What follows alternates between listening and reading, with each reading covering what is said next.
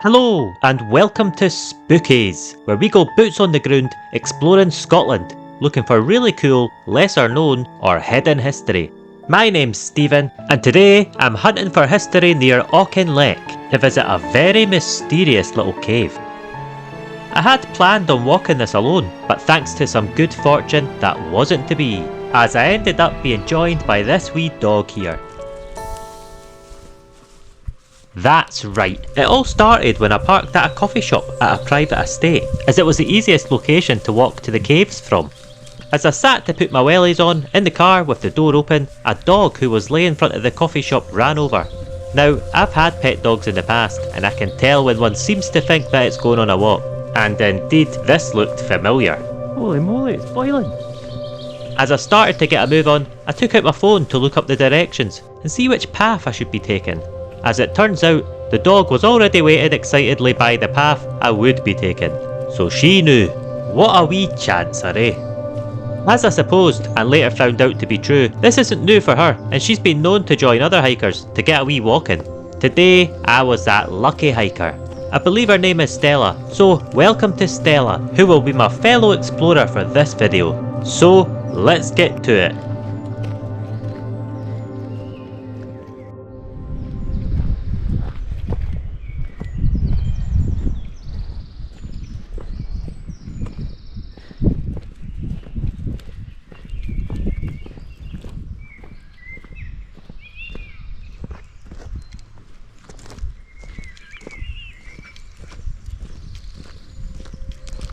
This amazing building is Auchinleck House, and it's one of the first things we passed on our wee walk. They say it was built between 1755 and 1762 by Alexander Boswell, Lord Auchinleck, and today it's used for luxury accommodation.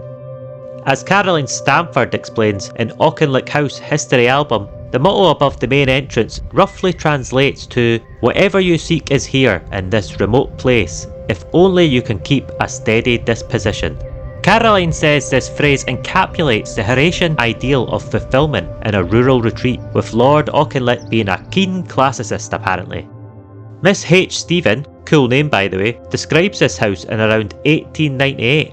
Quote, "This beautiful house is placed in the midst of equally fine surroundings. A long avenue of grand old trees leads to it. Hills and streams and woods encompass it. Truly, whatever anyone could seek of natural beauty is here." End quote. I think that does a really good job at describing the atmosphere and surroundings of this amazing place, and you'll definitely see some of that beauty coming up. Miss Stephen continues to say that Lord Auchinleck, who built the house, did so slowly and carefully. She says that he was very proud of his house, as well as many other things in his life, but, quote, "not in the slightest degree proud of his greatest possession, his son, James Boswell." End quote. James Boswell is probably best known for his writings, including Journal of a Tour to the Hebrides. These were published after James's death and are journal accounts of his 1773 trip to the Scottish Hebrides with friend Samuel Johnson, who actually wrote a book about the journey, published in 1775. Perhaps we'll hear from them in a bit, but right now Stella's eager to keep walking, so off we go. Hiya. Doggo. Hi. Who are you? Good to see you, but I'm going to need to go on my own. I don't want to get you in trouble.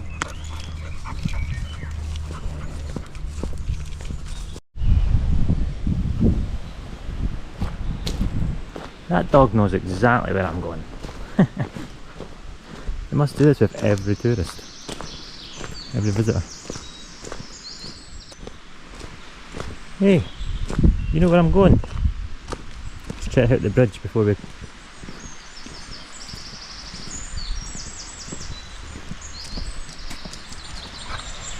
Wow. What do you think?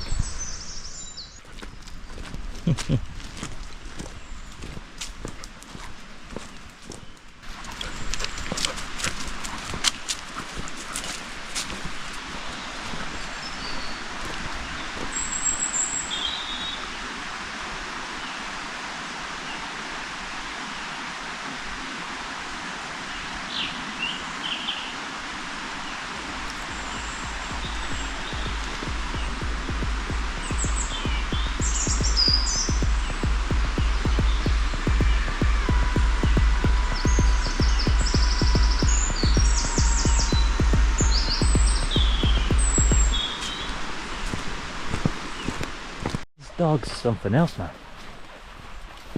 Where have you been doing? You should get back.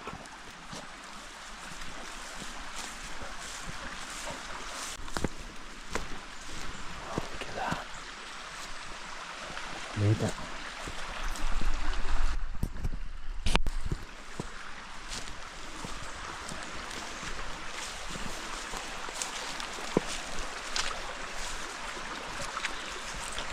Alright, don't eat grass. Alright, don't eat that. Don't eat that. Stop.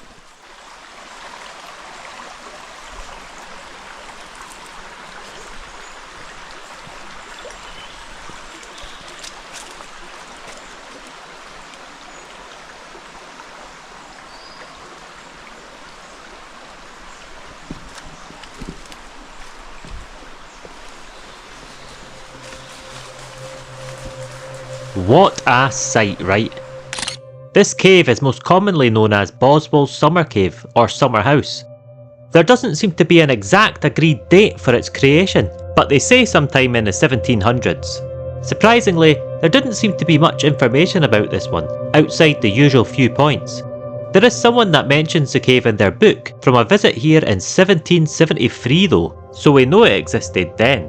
And if you're a Spookies regular, you probably imagine I'm talking about Richard Pocock. Well, surprisingly, that's not who I'm referring to this time. Remember when I said that James Boswell's friend Samuel Johnson also wrote a book about their journey to the Hebrides? Well, as he accounts in that book, Journey to the Western Islands, they made their way to James Boswell's father at Auchinleck House at the end of that journey, visiting this cave while in the area. Samuel Johnson wrote, quote, "At no great distance from the house runs a pleasing brook by a red rock, out of which has been hewn a very agreeable and commodious summer house, at less expense, as Lord Auchinleck told me, than would have been required to build a room of the same dimensions. The rock seems to have no more dampness than any other wall. Such opportunities of variety it is judicious not to neglect." End quote. Amazing, right? And remember, that's Samuel Johnson's description from over 250 years ago. The red rock he speaks of is the red sandstone that this cave is seemingly carved from. I think it's interesting he notes the cost as being cheaper than what a room of the same dimensions would have been. If this is the case, I wonder how so. I wonder who did this work, and I wonder what happened to all the excess stone. Or could this have perhaps already been here in some shape or form, with Lord Auchinleck claiming responsibility for its existence? He was a proud man after all, of his mansion amongst other things, and there are other impressive caves in the area, one of which I'll be covering in our next video, so it's not outside the realms of possibility. Anyway, I've been yapping for quite a bit, and I'm sure you're dying to get a look inside, so let's take a look around.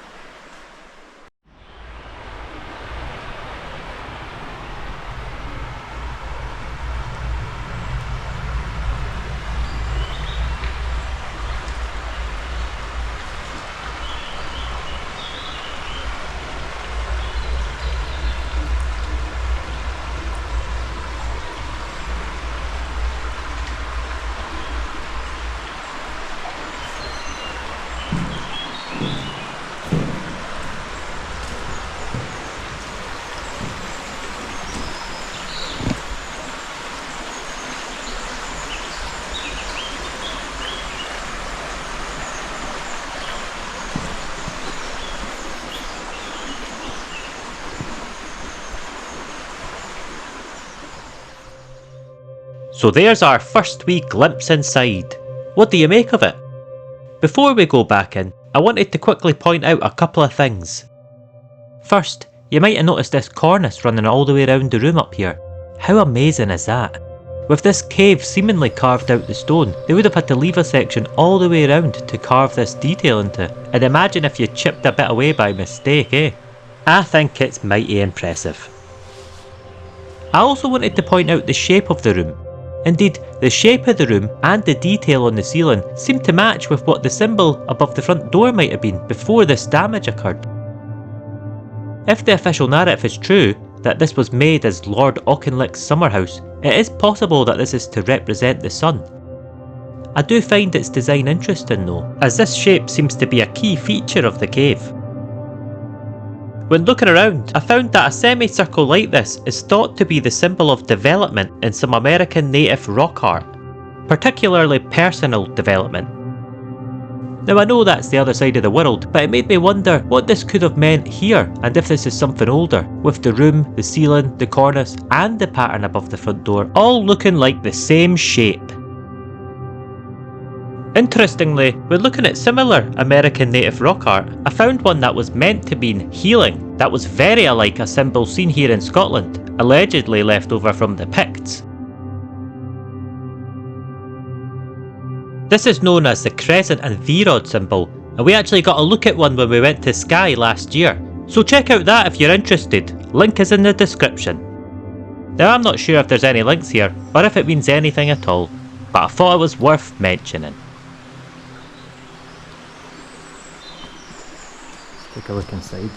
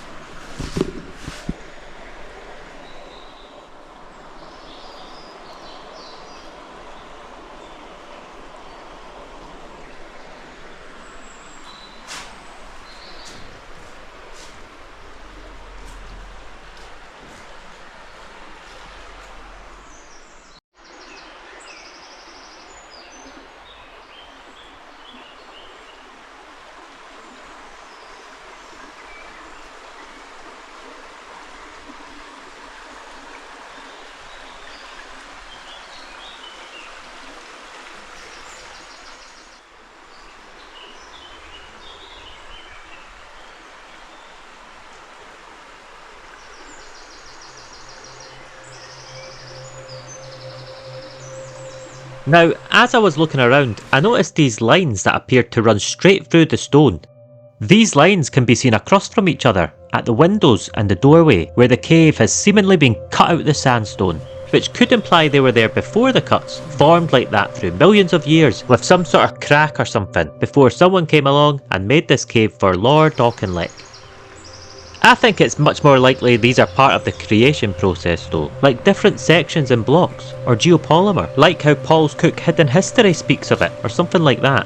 I'm also aware some people might think this could be evidence of melted structures, but I was unsure of that as the cave was made from red sandstone and there didn't appear to be any signs of vitrification, that I could see anyway. But who knows? Please do share your thoughts on what you think about this place in the comments. Cheers! Personally, I think there's a good chance this could be something older, something we just don't understand.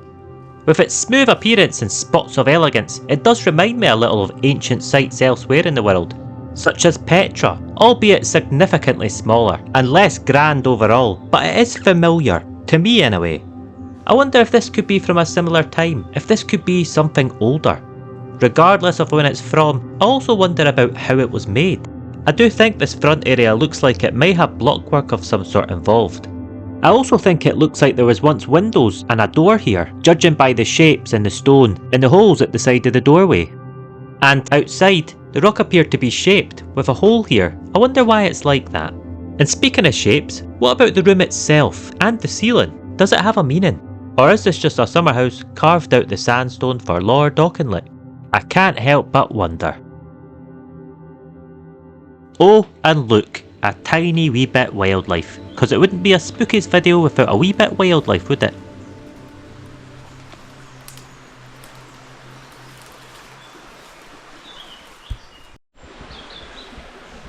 There's me and my new friend here. My friend, will we get going to the next place? Or are you going to get going back to wherever you live?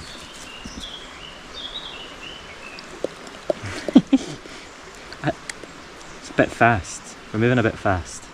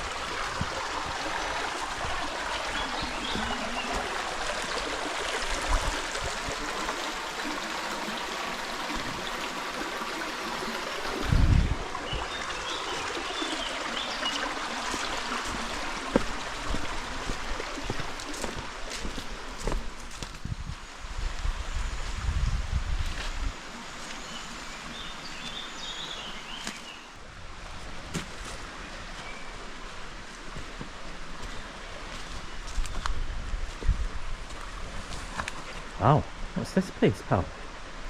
You never told me this was here.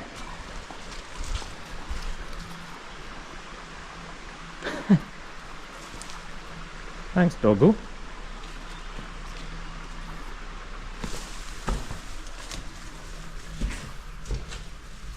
This must be the ice house. Indeed, I had heard that there was an ice house in the area, and this appears to be that. Thanks to Stella for showing the way.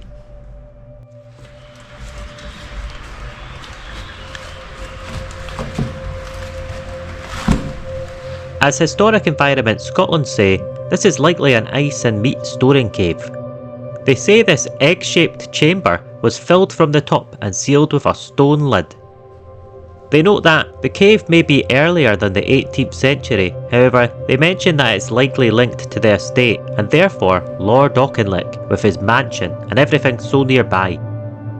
Do you think this is an ice cave, or do you think it was originally made for something else? It's a fascinating spot, that's for sure. After stopping by this for a moment, I thought that I had to do something about Stella. I knew she wouldn't be able to join me at the next cave I wanted to visit, as it was a bit more precarious than Boswell's summer house. She seemed to be having such a good time though, and I was way ahead of schedule, so I decided to walk a wee bit further and see if I could find the trail for the next cave. Then, we'd retrace our steps back to the car and the coffee shop, where I could grab some lunch before returning later on my own. So, here's some of what we saw on our wee journey there and back again. Incredible.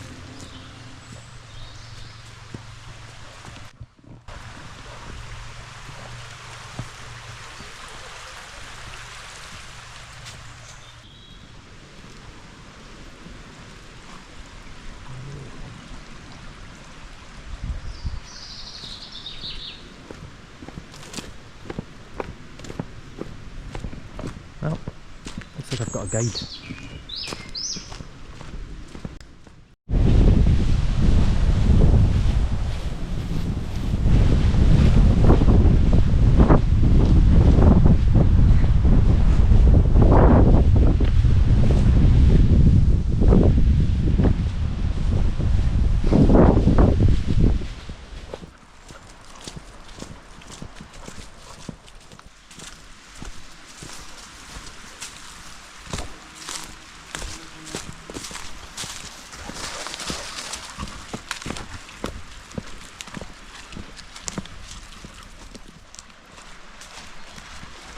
Cheers.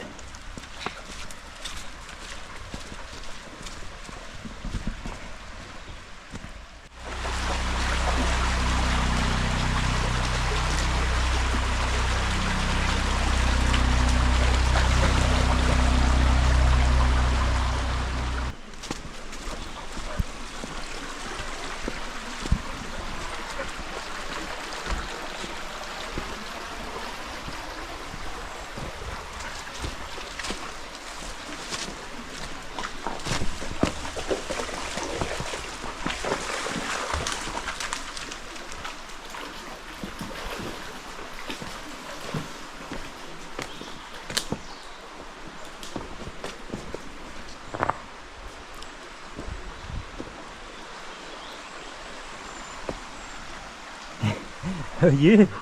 Eh?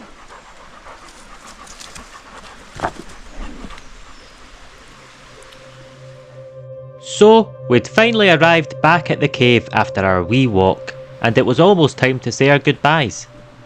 I have to say, Stella made this day so much better than I imagined. She was a pleasure to be around and I feel lucky that she joined me.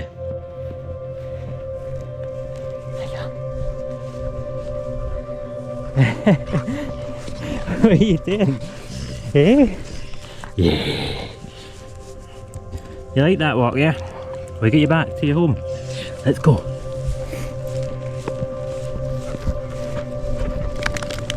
As you're seeing, on the way back, we passed the impressive Auchinleck house once again. One aspect that I never mentioned before were these 4 pavilions, which seemed to be made of red sandstone, just like that nearby. I thought their positioning around the house was quite interesting. I wondered if it had a meaning. Another interesting point to note before we leave here is that Auchinleck itself actually means field of the stone. Or as Samuel Johnson puts it, a stony field. I find that interesting, especially when you consider the amount of caves in this area, one of which I'll be exploring in our next video, so why not subscribe and join me for the adventure. I'm afraid that's just about it for this one though. After I got back to the coffee shop, I bought a Twix and an Iron Brew and said goodbye to Stella. I hope you enjoyed exploring the cave as much as me, and if you did,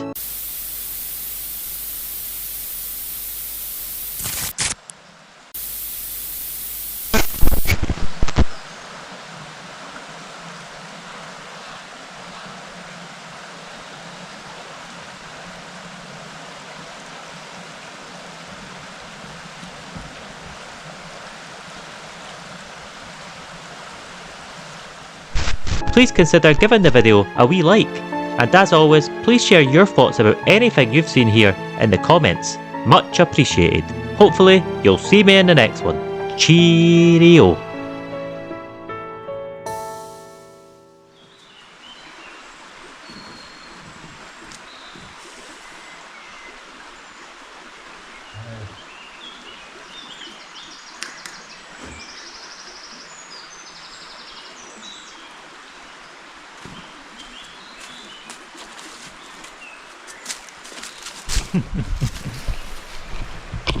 Right, enough of that, eh?